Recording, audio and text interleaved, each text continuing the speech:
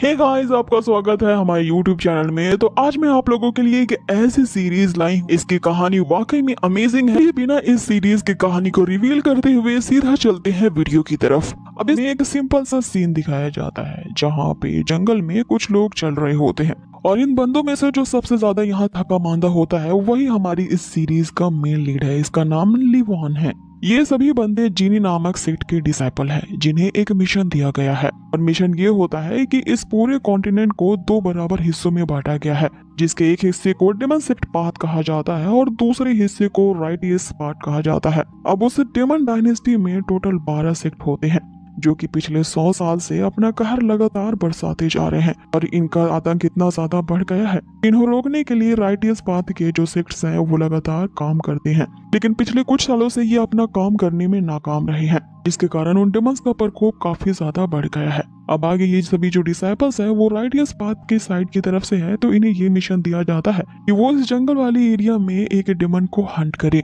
और यही करने के लिए ये सभी इसे वीरान जंगल में आए थे। लेकिन जैसा कि मैंने शुरुआत में ही बताया था कि हमारे ये जो मेन लीड लिवान है वो काफी ज्यादा वीक कल्टिवेटर है, क्योंकि इस मामूली से ठंड से बचने के लिए यहाँ शराब का सहारा लेता है। उसकी एक दोस्त है जिसका नाम आरो है, जो कि यहाँ लिवान की काफी ज्यादा केयर करती है। यहाँ उसने अपना ओवरकोट लिवान को दे दिया होता है, ये कहते हुए कि हमारे सेक्ट के जो लीडर है, पता नहीं उन्होंने आखिर लिवान को हमारे साथ चलने के लिए क्यों इंसिस्ट किया, जानते हुए कि ब्रदर लिवान जो है वो काफी ज्यादा सिक और वीक है। जिसपे एक दूसरी लड़की यहाँ आरो से कहती है कि हमें भी ठंड लग रही है, लेकिन तुम हमारी चिंता तो नहीं कर रही हो। जिसपे आरो उनसे कहती है कि तुम पिछले कई सालों से प्रैक्टिस कर रहे हो, जिसके कारण तुम्हारी कल्टीवेशन काफी ज्यादा स्ट्रांग है और तुम्हारी कल्टीवेशन लेवल के स्ट्रांग होने के कारण ही तुम लोगों को इस ठंड का कोई असर नहीं होगा। तुम्हारे अराउंड वो नेचुरल प्रोटेक्शन बना रही है।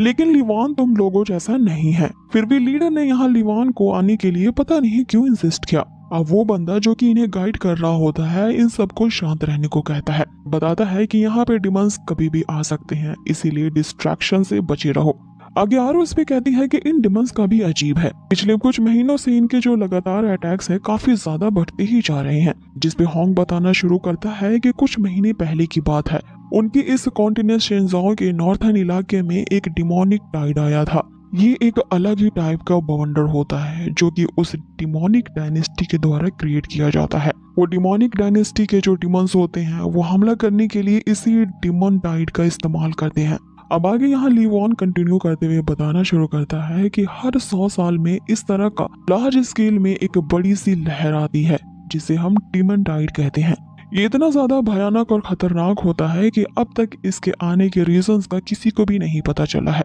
मैजिशियंस का ये भी कहना है कि ये जो डिमन डायनेस्टी के लोग होते हैं वे एक खास तरह का डार्क मैजिक करते हैं, जिसके कारण डिमन टाइड के चपेट में जो भी आएगा वो उस पे भी डिमंस का पोजीशन हो जाएगा और फिर वो पूरी तरह से डिमन में ट्रांसफॉर्म हो जाएगा, जिसके कारण उसकी जो शक्तियां हैं वो 100 गुना ज्यादा इनहेंस हो जाएंगी। जिसपे होंग यहाँ पे बताता है कि लिवान ने जो कुछ भी अभी कहा है वो बिल्कुल सही है, लेकिन हम भी राइटियस पाथ की तरफ से हैं। हम अपने आखिरी दम तक उन डिमंस का सामना करते रहेंगे और किसी भी तरह से अपनी साइड को उनके कब्जे में नहीं आने देंगे। अब आगे होंग यहाँ एक खास चीज के बारे में बताता है। ये एक भविष्यवाणी है जिसके बारे में बताया जाता है कि एक बंदा ऐसा आएगा जो कि हेवन और अर्थ की पावर अपने पास पॉजेस करेगा और उसमें ऐसी अपार शक्ति होगी जो कि हमारी इस राइटियस पाथ यानी धर्म मार्ग के रास्ते को उन डेमन के प्रकोप से बचाने के साथ साथ पूरी डेमन डायनेस्टी का ही खात्मा करेगा। वो एक बहुत बड़ी भीड़ को लीड करेगा और उन डेमन्स का खात्मा कर देगा। लेकिन आज तक किसी को भी नहीं पता है कि वो राइटियस मैन कहाँ है जिसके हाथे वो डेस्टिनी लगेगी और वही बंदा कहलाएगा लॉर्ड ऑफ डेस्टिनी।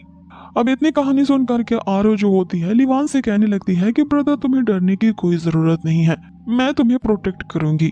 जिसपे लिवान उसे कहता है कि इसकी कोई जरूरत नहीं है, तुम हमारे सेक्ट में बस कुछ ही साल पहले आई हो और मुझे नहीं लगता कि तुम्हारी कल्टीवेशन लेवल इतनी होगी कि तुम मुझे प्रोटेक्ट कर सको। जिसपे आरो से कहती है कि तुम्हारे खुद की लियांग शॉट स्किल जो है वो अभी 9th लेवल पे पहुंची है और ये लेवल ना काफी ज्यादा लोएस्ट है, तो इस लेवल पे तुम अपनी प्रोटेक्शन तो कर ही नहीं सकते हो, तो मेरी प्रोटेक्शन क्या करोगे। ये सुन के तो लिवान की आंखों में आंसू आ जाते हैं, जिसपे आरू पूछने लगती है कि आखिर तुम रो क्यों रहे हो। लिवान यहाँ रोते रोते कहने लगता है कि मेरे साथ यहाँ बहुत बुरा हुआ है। मेरे बाद आने वाले जितने भी डिसाइपल्स थे वे सभी मेरे से हायर रोल में कल्टीवेट कर चुके हैं, तो आखिर मैं क्यों इतने लोएस्ट रोल में अटका हुआ हूँ, जिसके कारण सभी मेरा मजाक उड़ाते और मुझे दूध पीता बच्चा समझते हैं। कि तभी अचानक से यहाँ होंग रुक जाता है और उन सबको बताता है कि हम काफी दूर निकल आए हैं, लेकिन इस जंगल में ना तो मैंने किसी चिड़िया को अब तक देखा है, ना ही किसी जानवर को। इसका मतलब है कि जरूर कुछ गड़बड़ है, वो डिमंस हमारे आसपास ही होंगे, इसीलिए सावधान हो जाओ। अब सभी लोग अपने हथियार निकाल लेते हैं और उस डिमन का सामना करने के लिए तैयार हो जाते हैं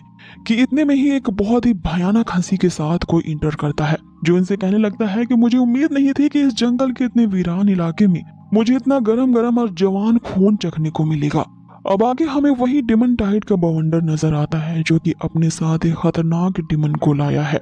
अब ये जो डिमन है उस डिमन डायनेस्टी की तरफ से उन 12 डिमन सेक्ट में से एक सेक्ट जिसका नाम फैंटम फायर सेक्ट है उससे आया है, जिसपे वो डिमन उनसे कहता है कि अच्छा हुआ कि तुम लोगों को मेरे बारे में कुछ जानकारी है, लेकिन बैड लक ये है कि तुम सभी अब मेरे चंगुल में फंस चुके हो, इसलिए यहाँ से जिंदा वापस नहीं जा सकोगे। अब उस डिमन के पास एक बर्निंग स्टोन की पावर होती है, जिसके बारे में वो कहता है कि अगर ये आग किसी को छू भी लेती है तो उसे इतनी ज्यादा तकलीफ होती है कि वो ऑन द स्पॉट ही मर जाता है। अब इधर इस डिमन ने उस फायर को उनकी तरफ फेंक दिया होता है, लेकिन वे सभी इस अटैक को डॉज कर लेते हैं और अपनी जान बचाने के लिए उस आग से बचते हुए भागने लगते हैं। लेकिन यहाँ जो लिवान होता है वो वहीं पे सुन खड़ा रह जाता है और उसके हाथ कांपने लगते हैं, जैसे कि वो भूल ही गया हो कि यहाँ भागना कैसे है। इतने में वो जो ग्रीन फायर होती है वो लिवान के पैरों से टच हो जाती है, जिसके कारण उसे आगे बढ़ पाना और भी ज्यादा मुश्किल हो रहा था। अब वो जो डिमन होता है यहाँ लिवान को जान से मारने के लिए उसी फायर को इसकी तरफ फेंकता है। तभी हमें एक सिस्टम यहाँ पे ओपन होती हुई दिखाई देती है, जो कि यहाँ पे बार बार लिवान से पूछने लगती है कि होस्ट को यहाँ पे अपनी उदारता दिखाते हुए एक ऑप्शन को चूज करना होगा, और वो सिस्टम उसे बार बार पूछ रही होती है कि क्या होस्ट यहाँ पे मरने के लिए तैयार है। अब यहाँ तो पहले लिवान इस बात को इग्नोर कर देता है और उससे कहने लगता है कि मुझे पागल समझा है क्या जो मैं यहाँ पे मरने के लिए तैयार रहूंगा। आगे वो अपने आप को बचाने के लिए उस आग से बचते हुए भागने लगता है, क्योंकि कोई भी नहीं चाहेगा इस तरह की लाइफ एंड डेथ की क्रिटिकल सिचुएशन में उदारता के साथ मरना पसंद करना। लेकिन फिर यहाँ पे लिवान को सिस्टम की आवाज सुनाई देने लगती है, जो उसे उदारता के साथ यानी जेनरसली मरने के लिए कह रही होती है। आगे वो आग इन सभी को मारने के लिए तेजी से बढ़ रही होती है। इससे पहले कि यहाँ पे आरो उस आग की चपेट में आ पाती, लिवान एक काइंड हार्टेड बंदा भी होता है, जो कि अपने दोस्त को यहाँ पे मरने नहीं दे सकता, इसीलिए वो आरो को आग के सामने से हटा देता है। लेकिन इस चक्कर में एक टहनी से फंस के गिरने के कारण वो ही उसी आग के चपेट में आ जाता है।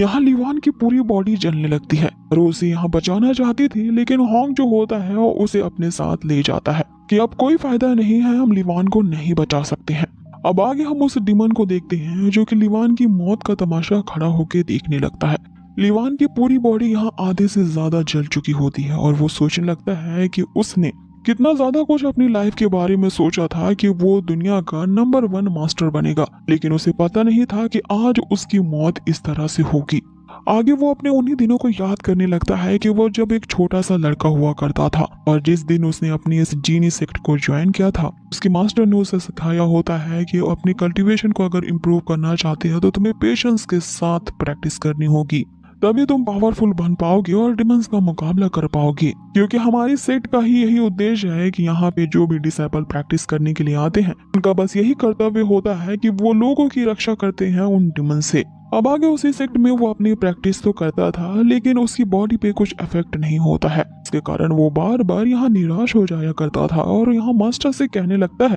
कि आखिर ये किस तरह की लिवान शॉट टेक्निक है। चाहे जितनी भी उस शॉर्ट टेक्निक की वो प्रैक्टिस कर दे, उसके पल्ले कुछ पड़ता ही नहीं। इतने साल हो गए हैं सेक्ट में इस स्किल का यूज करते हुए, लेकिन आज तक उसने एक पेड़ तक नहीं काटा है। मास्टर यहाँ पे आते हैं और लिवान उनसे कहने लगता है कि वो काफी ज्यादा स्टूपिड है, वो कभी भी इस स्किल को नहीं सीख पाएगा, जिसपे मास्टर उसे मोटिवेट करते हुए बताते हैं कि ये एक 10,000 साल पुराना मार्शल आर्ट्स का टैलेंट है, इसे तुम जबरदस्ती 2-4 दिन में ही तो नहीं सीख पाओगे। हालांकि तुम एक एवरेज स्टूडेंट हो जिसकी एक लो लेवल की सुपर नेचुरल पावर है, लेकिन तुम काफी ज्यादा काइंड हार्टेड हो, जिसके कारण देखना तुम फ्यूचर में कुछ बहुत ही बड़ा अचीव करोगे। आगे वो अपने बारे में यहाँ एग्जाम्पल देते हुए बताते हैं कि जब वो 1000 साल पहले इस स्किल की प्रैक्टिस किया करते थे तो उनमें भी इस मार्शल आर्ट को सीखने के लिए कोई टैलेंट नहीं था, लेकिन उन्होंने हार नहीं मानी और अपनी प्रैक्टिस करना कंटिन्यू रखा। हर दिन एक ही तरह से प्रैक्टिस करके वो बोर हो जाया करते थे, लेकिन जब प्रैक्टिस करते हुए उन्होंने 99 ईयर्स पास कर लिए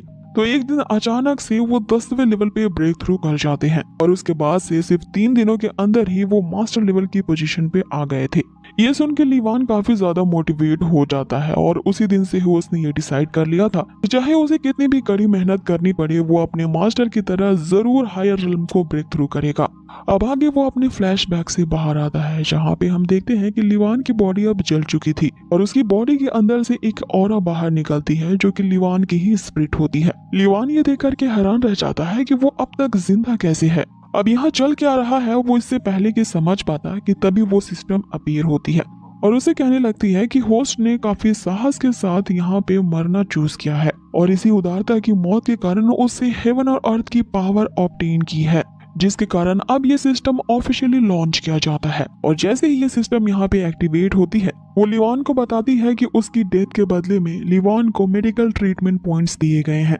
और ये रिवॉर्ड उसे 10 पॉइंट्स का दिया गया है। यहाँ लीवान सोचने लगता है कि आखिर ये सिस्टम रिवॉर्ड ये सारी चीजें क्या कर रही हैं उसके साथ। अब मेडिकल ट्रीटमेंट पॉइंट मिलने के बाद लीवान की जो बॉडी होती है वो वापस से रिपेयर होने लगती है और उसकी ये जो स्पिरिट होती है वो वापस से उसकी बॉडी के अंदर चली जाती है, जिसके कारण अब लीवान उठ खड़ा होता है और उसे एहसास होता है कि अरे वो तो वाकई में जिंदा है। अब यहाँ पे एपिसोड खत्म होता है और हमें अगले एपिसोड में दिखाया जाता है। अब आगे नेक्स्ट एपिसोड की शुरुआत होती है। लीवान ने जो सिस्टम के द्वारा 10 मेडिकल ट्रीटमेंट्स पॉइंट कमाए होते हैं, इसके कारण वो वापस से पुनर्जीवित हो चुका होता है और अब अपने साथियों को बचाने के लिए दौड़ पड़ता है। अब आगे सिस्टम जो होती है उसके सामने एक स्किल पैनल शो करती है और उसे बताती है कि इस पैनल से चूज करके तुम उन कंट्रीब्यूशन पॉइंट्स का यूज करके एक स्किल को चूज कर सकते हो, क्योंकि अभी भी लीवान के पास कुछ रिवॉर्ड पॉइंट्स बचे हुए थे जिनका उसे जल्द से जल्द इस्तेमाल करना था। अब उस स्क्रीन पे यहाँ पे अलग अलग तरह के मैजिकल स्किल्स लिखे होते हैं जिन्हें लीवान प्रैक्टिस तो किया करता था, लेकिन अब तक उसने इनमें मास्टरी हासिल नहीं की थी। इसीलिए वो बचे हुए कुछ पॉइंट का यूज करके अपने ही उन स्किल्स को अपग्रेड करने की ऑप्शन चूज करता है। अब यहाँ पे जैसे ही उस स्किल का लीवान यूज करता है उसकी जो स्पीड होती है वो 10 गुना ज्यादा हो जाती है और तेजी से वो खाई की तरफ बढ़ने लगता है, जहाँ पे हम देखते हैं कि लीवान के जो दोस्त हैं उन्हें उस डीमन ने अब घेर लिया होता है। यहाँ होंग अपने दोस्तों को बचाने के लिए उठ खड़ा होता है और उस डीमन का मुकाबला करने की सोचता है, जिसपे वो डीमन उनसे कहता है कि एक को मैं तो पार घाट लगा के आया हूँ जिसकी लाश वहाँ पे जल रही है, तो तुम इडियट्स को क्या लगा कि मेरे हाथों से बच जाओगी। जिसपे होंग और उसके साथी उस डीमन के सामने डट के खड़े हो जाते हैं, ये कहते हुए कि हम जीनी सेक्ट के डिसाइपल्स हैं और हमारे सेक्ट का बस एक ही रूल है कि उनकी टॉम्स नहीं बनाए जाते जो कि मौत से डर जाते हैं। अब आगे उस डीमन ने जैसे ही अपनी आग यहाँ सुलगाई होती है उन सभी को मारने के लिए, होंग यहाँ उस आग को रोकने के लिए अपनी तलवार से तो अटैक करता है, लेकिन वो आग काफी ज्यादा पावरफुल होती है। वो फायर उन सभी को हिट करती है जिससे वे सभी नीचे गिर जाते हैं। अब आगे उन सभी की हालत खराब होती है क्योंकि उनकी बॉडी उस आग से थोड़ी बहुत जल चुकी थी। यहाँ पे उस डीमन के सामने आरो सामने आ जाती है और उसे कहती है कि मैं अपने दोस्तों की जान तुम्हें नहीं लेने दूंगी। जिसपे वो डीमन उसे कहता है कि अभी अभी मैं तुम्हारे एक साथी को नर्क नहीं नर्क नहीं, तुम लोग राइटियस पाथ के हो ना, तो तुम लोग तो स्वर्ग जाओगे, स्वर्ग से पहुंचा के आया हूँ, चलो तुम सबको भी अपने उसी साथी के पास स्वर्ग भेज देता हूँ। अब जैसे ही वो डीमन एक फूंक मारता है और वे सभी उस खतरनाक आग की चपेट में आने वाले थे, यहाँ हमारी हीरो लीवान की एंट्री होती है जिसने तलवार की एक ही स्ले का यूज करते ही उस आग को पीछे कर दिया होता है। अब उसे जिंदा देख करके तो उसके दोस्त हो जाते हैं खुश और डीमन हो जाता है बहुत ज्यादा दुखी। उस डीमन को तो विश्वास ही नहीं हो रहा था क्योंकि उसने अपनी आंखों से इसकी लाश को राख बंदे देखा था, तो ये आखिर कैसे पॉसिबल है कि ये वापस से जिंदा हो गया। अब आगे वो डीमन कहता है कि चलो जैसे भी तुम चाहे बच गए हो तो मुझे यहाँ पे नहीं रोक पाओगे और ना ही मेरा सामना कर पाओगे। जिसमें लिवान उसे कहता है कि जब ऐसी ही बात है तो आप बेटा देखते हैं किसमें कितना दम है। आगे लिवान ने तो उस डीमन को ये चैलेंज तक कर दिया होता है कि तुम हमारे इस जीनियस सेक्ट के बाकी के डिसाइपल्स को मारना चाहते हो तो तुम्हें मेरी डेड बॉडी के ऊपर से गुजरना होगा। यहाँ जो लिवान होता है वो मन ही मन सोचने लगता है कि अगर उसने अपनी पूरी पॉइंट्स को यूज करके शॉर्ट स्किल की ट्रेनिंग को अपग्रेड करने में लगा दिया होता तब तो वो यहाँ पे और भी बड़ी बड़ी डींगे हाँकता इस डिमन के सामने, और फिर तब मेरा सामने ये डिमन तो क्या कोई भी नहीं कर सकता। और फिर अपने दोस्तों के सामने में जोश ही बखरता कि तभी उसके ये सारे सपनों में पानी फिर जाता है, क्योंकि वहाँ पे सिस्टम एक्टिवेट होती है और बताती है कि अगर यहाँ पे होस्ट को अपनी कल्टीवेशन लेवल को इंक्रीज करना है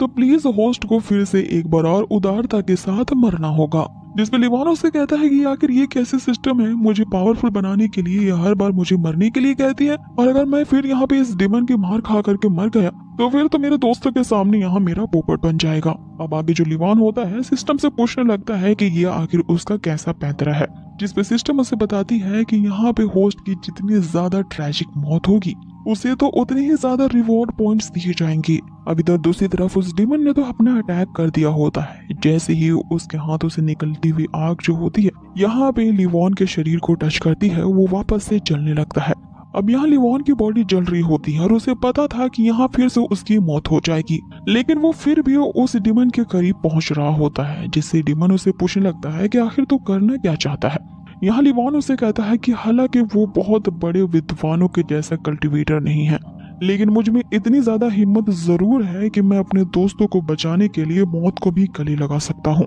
जिसमें डिमन उसे कहता है कि जब तेरी यही इच्छा है तो चलो मैं तुम्हारी इस इच्छा को आज फुलफिल कर देता हूँ, और एक और दहकती हुई आग का अटैक वो लिवान पे करता है। अब इस फायर अटैक को यहाँ लिवान बर्दाश्त नहीं कर पाता और बूम, यहाँ पे फिर से उसकी मौत हो जाती है। जैसे ही वो फिर से एक बार मरता है उसकी स्पिरिट वापस से बाहर निकलती है। इधर दूसरी तरफ यहाँ पे उसकी बॉडी को जलता देख वो डिमन उससे कहने लगता है कि तुम जो राइटियस पाथ वाले हो वो काफी ज्यादा बेवकूफ हो, अपनी लिमिट्स को जाने बगैर आ जाते हो मुझ जैसे खतरनाक डिमंस का सामना करने के लिए, और देखो तुम्हारे इसी एरोगेंट वाले ओवर कॉन्फिडेंस ने तुम्हें फिर से राख में बदल दिया। अब इधर जैसे ही यहाँ लिवान की स्पिरिट अपनी आंखें खोलती है वो सिस्टम से शिकायत करने लगती है कि अब की बार जब मुझे मौत आएगी ना तो प्लीज इस पेन को मुझसे दूर रखना, और दोबारा से पुनर्जीवन के टाइम पे मुझे इस बार का दर्द मत देना। अब लिवान के हाथों तो एक ऐसी सिस्टम लगी थी जो कि बार बार मरने के बाद वो पुनर्जीवित हो सकता था, जिसके कारण उसे लिटरली अमर होने की क्षमता मिल गई थी। अब आगे सिस्टम उसे कॉन्ग्रेचुलेट करती है कि होस्ट जो है वो काफी अच्छे से इनकी मौत हुई है और इस परफॉर्मेंस के कारण उन्हें रिवॉर्ड पॉइंट दिए जाते हैं, और अब ये बार उसे टोटल 36 पॉइंट मिले थे। इधर दूसरी तरफ वो जो डिमन होता है वो उसके दोस्तों पर अटैक करना शुरू कर देता है। इधर लिवान के पास काफी कम टाइम बचा होता है, इसने 25 पॉइंट का यूज करके अपने लियांग शॉट टेक्निक के स्किल को ही अपग्रेड कर लिया होता है, और उस लियांग शॉट स्किल के अपग्रेड होने के कारण वो एक एडवांस लेवल की चीटी शॉट स्किल में ट्रांसफॉर्म हो जाती है। लेकिन यहाँ जो लिवान होता है वो अपनी बची कुची पॉइंट्स का यूज करके कुछ दूसरे स्किल्स को भी परचेस कर लेता है। अब इधर वो डिमन उसके दोस्तों से कह रहा होता है कि अभी अभी जो तुम्हारी इस दोस्त का हाल हुआ है तो चलो इसका साथ दो, तुम सभी की कब्रें भी यहीं बनेंगी। कि इतने में वहां पे फिर से तेज आंधी चलती है और हमारे हीरो की एंट्री होती है, लेकिन इस बार जो उसकी एंट्री होती है बदहवाली में होती है। उसके पूरे शरीर पे कपड़े जल चुके होते हैं और वो अधनंग अवस्था में वहां पे पहुंचता है, लेकिन वो डिमन उसे वापस से जिंदा देख करके उसके मुंह से बस एक ही शब्द निकलते हैं कि आखिर ये कैसे हो सकता है, तू तो अभी मर गया था, ये तो इम्पॉसिबल है कि ये बार बार मर के जिंदा कैसे हो जाता है। जिसपे लिवान उससे कहता है कि ये जरूरी नहीं है कि दुनिया में होने वाली सब चीजों के बारे में तुम्हें सब कुछ पता हो। इस पे वो डिमन उससे कहता है कि चाहे तो जो भी ट्रिक मेरे सामने यूज कर रहा है, लेकिन आपकी बार तुझे मारने के लिए मैं अपनी एब्सोल्यूट स्ट्रेंथ का यूज करूंगा, और फिर से उसे मारने के लिए अपने उसी खतरनाक सी हरी आग का यूज करता है। कि इतने में जो लिवान होता है वो हॉर्न से उसकी तलवार मांगता है, क्योंकि यहाँ लिवान ने जिस स्किल को परचेज किया था वो तलवारबाजी की स्किल होती है और बिना तलवार के ये स्किल वो कैसे यूज करेगा। अब यहाँ पे लिवान के उस शॉट के एक ही स्ले में ही वो जो डिमन होता है वहाँ उसके परखच्चे उड़ जाते हैं, और इसी के साथ ही ये एपिसोड यही फिनिश होता है। सो गाइज, आप लोगों को ये नई सीरीज कैसे लगी हमें कमेंट बॉक्स में जरूर बताएं, और हाँ, वीडियो अगर अच्छी लगी हो तो प्लीज इसे लाइक जरूर कर दें, और हाँ, कमेंट बॉक्स में आपको ढेर सारा कमेंट करना है इसके नेक्स्ट एपिसोड के लिए। इस वीडियो पे जितने ज्यादा आपके कमेंट्स और लाइक आएंगे मैं उतनी ही जल्दी इसका नेक्स्ट एपिसोड जरूर लाऊंगी।